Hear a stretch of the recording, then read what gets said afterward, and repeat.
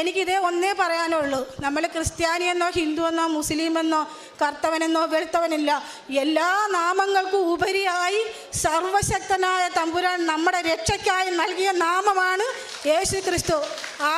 ആ നാമത്തിൽ വിശ്വസിക്കുന്നവൻ ഒരിക്കലും എങ്ങും പതറാൻ അനുവദിക്കത്തില്ല. പരിശുദ്ധ അമ്മ, ആ പുത്രനെ ഉദരത്തിൽ വഹിച്ച ഭാഗ്യവതിയായ മറിയം, ആ അമ്മയോട് നമ്മൾ എന്ത് ചോദിക്കുന്നു?